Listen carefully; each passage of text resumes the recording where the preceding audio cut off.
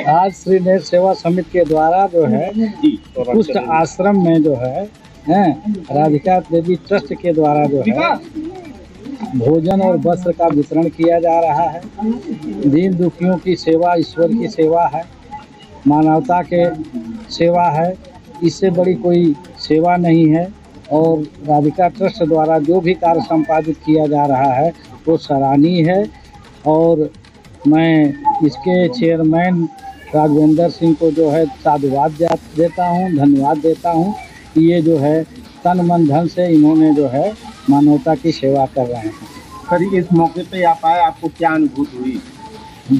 बहुत अच्छा अनुभूति हो रही है कि कम से कम हमारे समाज में तमाम ऐसे लोग हैं जो कि मानव के कल्याण के हित की बात को सोच रहे हैं और कर रहे हैं। आप समाज के लोगों को क्या उपदेश देना चाहेंगे?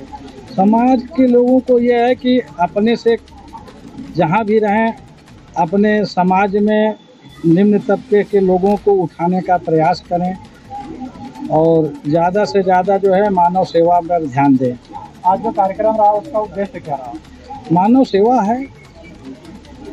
अच्छा, इसके बाद क्या कोई कार्यक्रम राघवेंद्र सर आपसे और क्या कार्यक्रम आयोजित होने वाला है और कहाँ आयोजित होगा? अरे इसके पहले राघवेंद्र ने जो है बीआरडी मेडिकल कॉलेज में है प्याऊ का उद्घाटन कराया, पूरी गर्मी पानी का जो है वितरण करा रहे हैं। आज भी उन्हें प्याऊ चल रहा है, उन्होंने जो है प्यासे लोगों को पानी पिलवा रहे हैं। आज भी ये पुण्य का कार्य कर रहे हैं। डीएम सर, आप कुछ कहना चाहेंगे कार्यक्रम के बारे में?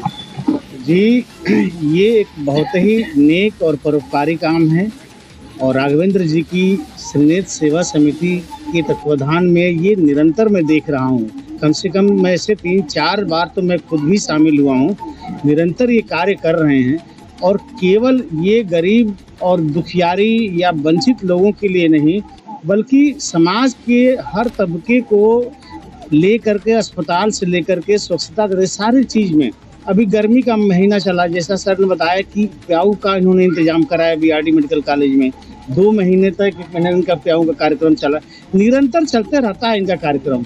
बड़ा ही अच्छा लगता है और इनके जैसे नेक इंसान मैं देखता हूँ लोगों में। समाज में बहुत सारे लोग हैं लेकिन बहुत अपने बिजी शेड्यूल की वजह से नहीं कर पाते हैं। मैं उन्हीं लोगों को यही कहूँगा कि वो अपने बिजी शेड्यूल से कुछ समय निकालें और समाज में जितने लोग थोड़ा दुखी हैं, वंचित हैं, उनके लिए समय दें, उनके लिए सोचें, करुणा रखें, भाव रखें, दया रखें। खुद ही उनके पास आ जाएगा कि वो क्या करना चाहते हैं समाज के लिए। बहुत बहुत साधुवाद डॉक्टर राघवेंद्र जी को। मेमोरियल ट्रस्ट काफ़ी गरीबों के लिए योजना लेकर के आती है, क्या राय है जनता के लिए, क्या कहते हैं? अब मैं तो देख रहा हूँ कि निरंतर का कार्य देख रहा हूँ, लेकिन उसके पश्चात भी मुझे अभी ज्ञात हुआ कि कम से कम इस आश्रम में 150 लोग हैं और 150 लोगों में मैं देख रहा हूँ कि बहुत अच्छे भी लोग हैं जिनके हाथ पैर तो ठीक है, सलामत है। हम बेशक उनको तकलीफ होगी तभी वो इस आश्रम में हैं, लेकिन उनके हाथ पैर सलामत है। मैं देख रहा हूँ थोड़ा सा यहाँ स्वच्छता की कमी दिख रही है और मैं ये भी देख रहा हूँ कि बहुत सारे लोग, कहीं कोई बैठा है, कोई कुछ सोया है, कहीं कुछ अकेले में बैठा है, कुछ मानसिक तनाव में है। कुछ चीज़ें ऐसे समाज के अंदर से ऐसी चीज़ें आवें जो इनके एक बिजी रखे, इनको कुछ न कुछ ऐसा एक लघु उद्योग टाइप का कुछ कार्य कर दिया जाए ताकि वो खुद भी बिजी रहें। अब यहाँ से निकल करके दिन भर कहीं मांगने चले जाएंगे, फिर शाम को आकर के सो जाएंगे, वो काम न हो। और यही इसी छोटी सी आश्रम में ही 100-150 के बीच में अगर कोई कार्यक्रम कराया जाए, चाहे कोई सामाजिक संस्था द्वारा कराया जाए, चाहे सरकारों के द्वारा कराया जाए, लेकिन उसकी मुझे ज़रूरत महसूस हो रही है। और मैं ज़्यादा तो नहीं, लेकिन एक ही एग्जाम्पल दे रहा हूँ कि स्वच्छता में हम लोग पॉलीथीन मुक्त करने के लिए पूरे शहर और कॉलेज और सारी संस्थाओं को लगे रहते हैं। कुछ नहीं तो कपड़े के झोले ही बनावें, बहुत सारे कुछ पैकिंगें बनावें, बहुत से लोग कर सकते हैं। मैं इस तरफ ध्यान देना चाहता हूँ, मुझे इसकी कमी दिखी।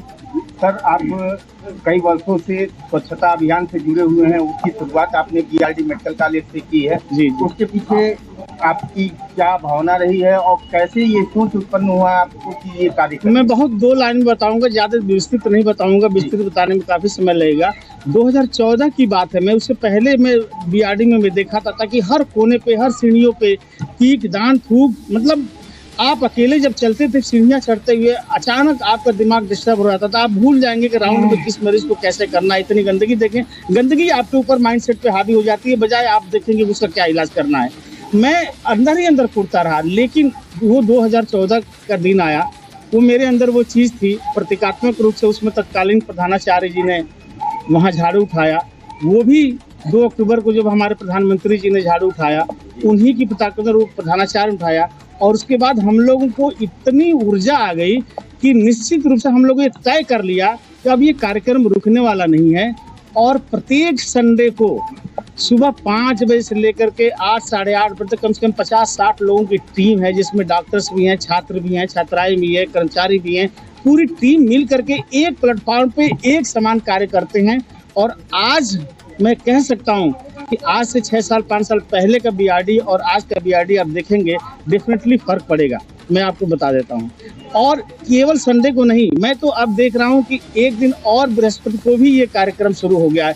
मैं जल्द ही अब इंदौर में ये कार्यक्रम शुरू करने जा रहा हूं, ताकि इंदौर में एक टीम को संगठित कर दूं और वो इंदौर में जाकर के हर वार्ड की गली की जितने जाले झोंके पंखे सब कुछ, शीशे खिड़की सब कुछ साफ करे।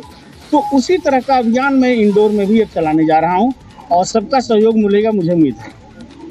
सर, भोजन वितरण और वस्त्र कितना लोगों को यहाँ पे वितरण किया गया? मुझे लगता है हम लोग अभी कम से कम 50 लोगों को लगभग तो हम लोग बांट ही चुके हैं और अभी लोग बहुत पड़े हुए हैं जिनको बांटा जाएगा और सबको दिया जाएगा।